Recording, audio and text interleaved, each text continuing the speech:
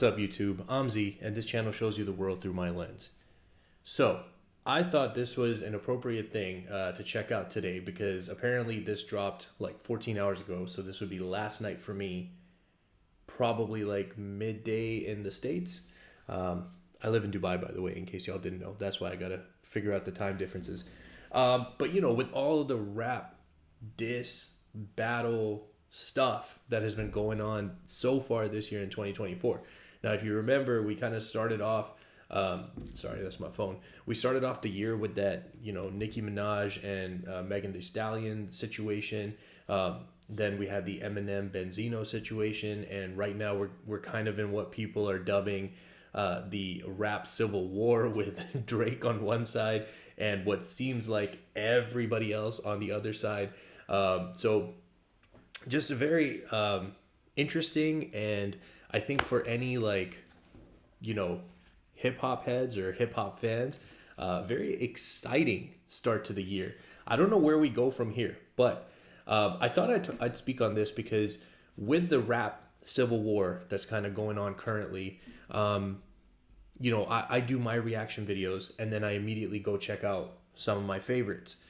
And one of the guys I was watching do like a reaction video, he was speaking about, I think what he was doing is he was like backing up Kendrick for or maybe he wasn't backing up. I think he was criticizing Kendrick for not having replied yet. And then he brought Eminem into it and said, Eminem should be criticized as well because he hasn't replied to Benzino. Now, I feel 50-50 about this, okay? I feel 50-50 because obviously we had very strong allegations. I'm not going to say strong proof because a lot of it seemed kind of like it was just putting stuff together and then coming up with he had a ghostwriter. Now, again, anyone who's listened to Benzino's catalog knows that was way out of his skill set, okay? That part I can 100% agree with. But typically in these situations, I find that unless somebody's bringing receipts, I struggle to kind of back an opinion or fully go in on something. So you can check my stuff. I have the receipts. You can check my videos and see that I struggle to really jump on the ghostwriter narrative because I needed proof, regardless of what I felt, which was that did not sound like Benzino. But anyways, all of that to say, I feel conflicted because I felt strange that Eminem brought up his name anyways. Now, he has a history of bringing up people that he's destroyed. Ja Rule's name is forever popping up here or there. And so I guess it tracks in that regard. But I was a little bit confused when Doomsday Part 2 dropped as to why, that happened. Now, after the fact, I realized that Benzino has obviously been continuing to talk about Eminem, through podcasts and interviews. And M is somebody who's super in touch with everything that's going on in, the YouTube sphere, the social media sphere, just in general, he's very in touch with, people bringing up his name and talking. And we know that through the lyrics in his songs, because some of the stuff he references, the only way he could possibly reference those things is by being fully in touch with what's going on. So, I was confused. It kind of tracked with what he does, but the fact that Benzino responded, and he responded with 2 tracks. The first one, I'm sorry, it was pretty weak. The second one was he went into a phone booth and came out like Superman, right? So Rap Elvis, that's the one that got everyone's attention. And then all the ghostwriting allegations. And so that's where the 50-50 comes in. It's when Eminem kind of threw that first jab, let's call it, and the person, bites and is like, all right, let's fight. And then you don't continue. I feel like you lose some stock there because you kind of started it and you started the altercation on wax, on record, but then didn't continue it when the person fought back. So that's one side of it. But the other side of it, the other 50% where I'm kind of he doesn't need to respond, is that if the ghostwriting allegations were true, it's yo, I mean, if you paid somebody to diss me, like, that's really whack. And also, like, if I was to do a diss, I would just diss the fact that you have ghostwriters. So that's where, like, again, I'm 50-50. It's like, I feel like M could have taken that opportunity to just slam him and be like, you literally paid somebody else to fight your battle for you. But I'm also kind of like, you know, this thing like where it's not worth the response because of the ghostwriting part. But now, apparently, with this video that dropped 14 hours ago, this is from Trap News Daily, and it says Benzino's ghostwriter breaks silence on Eminem diss. Ness Lee, who I believe is a battle rapper. I haven't heard him. I'm not super in touch with the battle rap scene. I just from time to time watch like clips and highlights. So I'm not like super into that part of hip hop, but it is a significant part of hip hop. So, you know, I don't know how big he is in the battle world, but you guys can fill me in if you know. So we're going to check this out. I don't know how legit this is, but obviously it caught my attention. And I'm going to see what gets said here. Do we have receipts? Rappers, we all back lit.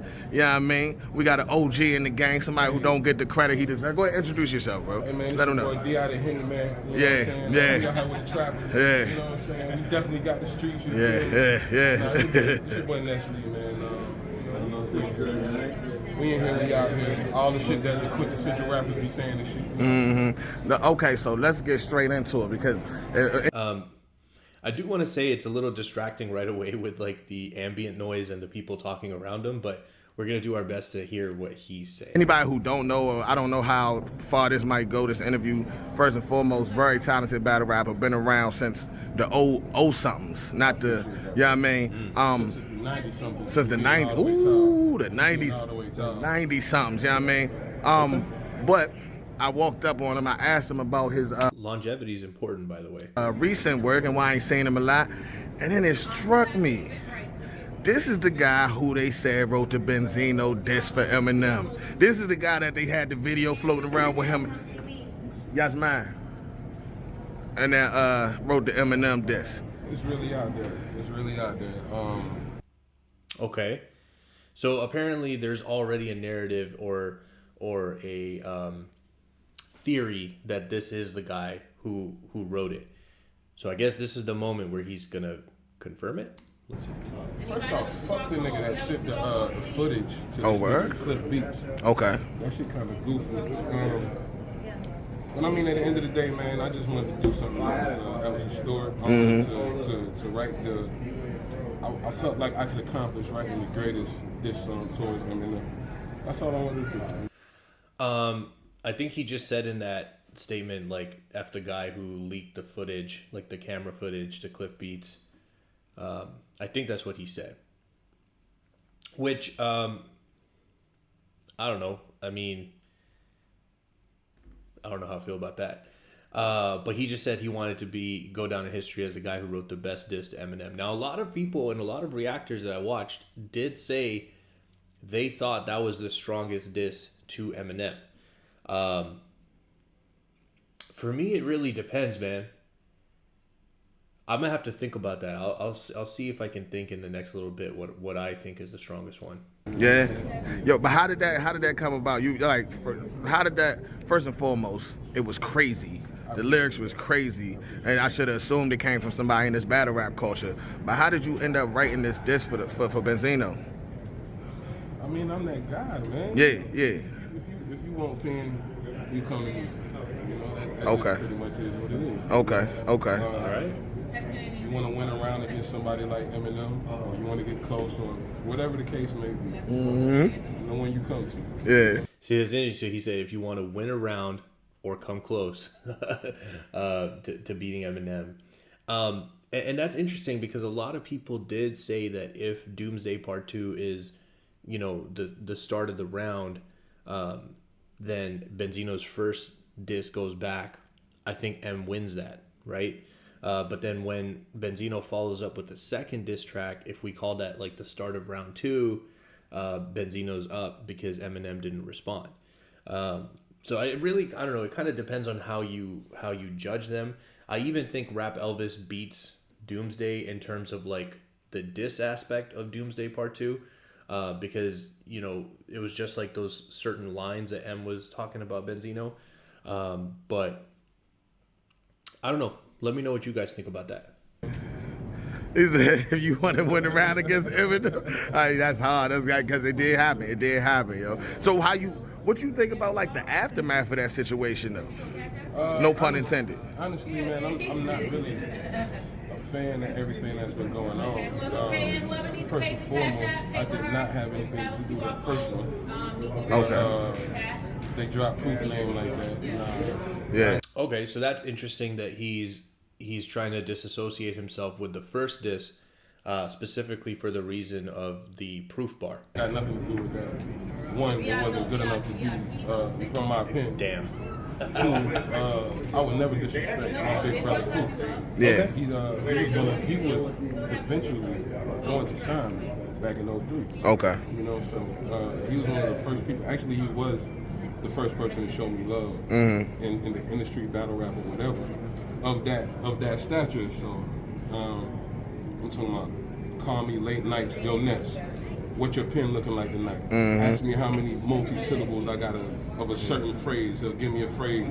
Write 2 pages of just multis for this right there. Challenge you. Don't That's even fire. use that. Don't even. You gave me beat CDs. That's my big brother. I would never disrespect that man like that. That's why. And the one that I did have something to do with, the one that I did right, I said, rest in peace to the best ones. The rest of them sound different. Interesting. Now, the interesting part to me about this is that, you know, he's kind of talking about, like, honor and, like, respect for his brother. Then he also kind of slammed, like, somebody for leaking the footage. But then we're also finding out that, you know, you're willing to write for the guy that was potentially Proof's best friend, or write against that guy. So there's a couple things there that I'm kind of like inconsistencies with the character part. But if we're just taking this at value, I mean, he's fully claiming credit. He's not denying writing Rap Elvis. It'll be curious to see, because, you know, Benzino has really been enjoying the doing the rounds on like the podcasts and the interviews and stuff. It'll be interesting to see if Benzino will, you know, make a comment on this or not. Rest in peace of the best ones is Proof. I never really was put privy to Bugs, but Proof used to tell me. Okay. He was one of the most, you know, like innovative rappers. Right. So I would never disrespect like that on that level. It was never supposed to be public that it was me. Yeah. It was never supposed to be public. This is my first interview, and probably my only interview about it. Exclusive. I ain't trying to take no bag. Exclusive. Take no bag from it. I really just wanted to clear the air. Like, you know, I've been getting some concerned messages from, you know, from some of my brothers out in Detroit, some people who I don't know that felt some kind of way about the first track. You know, it's like I have to tell them that I had nothing to do with that. No.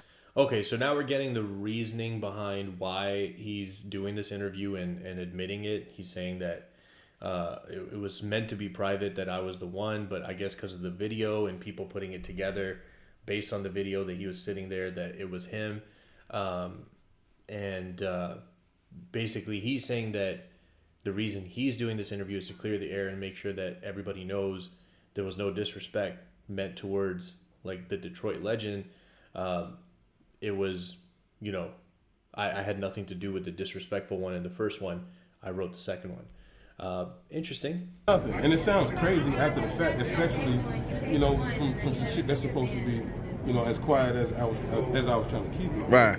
Man, like, listen to that shit. That shit not good. That shit's not me. Yeah. You know what I'm saying? Like, I physically damn near can't. What's going on, brother? Yes, sir. Damn, let me tuck my shit away, nigga. What the fuck is wrong with you? You feel me?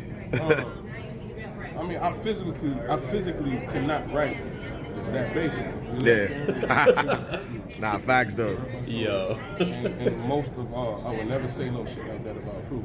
Yeah. You know what I'm saying? Like, you ain't spin the block for Proof. I would never say no shit like that. Yeah. So how you feel about that being said? Like, and it not and your name even being attached to it though, like do you feel a way with do you feel a way about Benzino for saying that is what I'm trying to say. So, all right. So, I look at it like this: all is fair and loving war, right? Yeah. If this man is in war with this dude, you know, like it's on him what he wants to say and what he doesn't want to say. Okay. I can't dictate. Okay. I mean, I guess I can, but you know, in a roundabout way. Yeah, so I'm gonna go ahead and stop it there. I'll probably watch the rest of it on my own, but look, here's the thing, right? I find this happens from time to time when people maybe haven't thought out what they're gonna say, and so when they go into it and there's kind of like, yeah, I'm gonna talk about this thing because I did this thing, so of course I know all about this thing, so I can talk about it. But what ends up happening is that the more we talk and the more we go around this merry-go-round, the inconsistencies and the contradictions, you know, can start to pile up. So obviously in this scenario, it's like, you know, you feel so close about proof. In my opinion, if you felt that close about, you know, close to proof and that dearly about him, I'm not sure that you would have written the diss track after feeling so disrespected from the first one. But anyways, that's not what this video is about. I'll continue watching that on my own because I don't want to make it like a super long video. Here's the thing, guys. I don't know what you guys feel. Do we feel like this counts as receipts? Do we feel like this counts as like, okay, it's confirmed? Do we need to wait for Benzino to come out and like basically say, nah, F this dude, he's lying, he's trying to get his 15 minutes and he didn't do it? If we take this guy's, you know, Nestle's word to be true, obviously it really shakes the ground that Rap Elvis stood on. Already that ground was starting to be shaky when a lot of the people that he referenced came out in support of Eminem, and it was like, you use this guy to hurt Eminem like with this line, but now this guy's like, yo, F that, like Benzino can't use me for that, I'm with M. It like took away the power of that line. So we already knew that Rap Elvis had like become weaker because of that, but if now this is the confirmation, I think it obviously loses everything. Now keep in mind, I want to make this clear distinction. If you're making like a regular song and you're trying to make a hit song and you use ghostwriters or co-writers or whatever, I think it's a different thing. Okay. Now for me, like I like to consider myself like a purist in the sense that the guys that are on the top of my list write for themselves. Okay. Like they do all of the writing themselves and they rap it themselves and they're not having other people do that stuff for them. Okay? That's just me. But that's not the world. Okay? So if you're making a track for the world and you're trying to make a hit track, do your thing, right? Some of the biggest and most iconic songs in our hip hop history have been written by people who are not the ones rapping. We know this, right? We think about Dr. Dre and Snoop Dogg. This is one of the most famous ones that gets talked about. And still Dre, we know that Jay-Z wrote that whole thing. All of it. Both their parts, right? We think about NWA and Ice Cube being the guy who wrote a lot of the stuff, right? So we know that exists. Where I draw the line or the distinction is when you're in a battle or you're dissing somebody and now this is me against you. I equate that to like, I'm talking to you, and the moment it gets real, I'm like, yo, let me get my guy to come here and fight you for me. And I think that's just not, I just think that you lose. The moment you do that, you lost because you stepped out of the ring and you let somebody else fight your battle for you. Okay? Again, that there is a distinction when you're doing a hit song for the world, for the radio, you're trying to do whatever you're trying to do your thing. When you're in a battle and you're going against somebody, it has to be you. That's just my opinion. Let me know if you guys share that opinion. I'm going to go ahead and finish watching this right now, but I'm going to end this video right here. If you guys are still here, I appreciate you spending your time with me. I hope you have an amazing day, and I'll see you next time.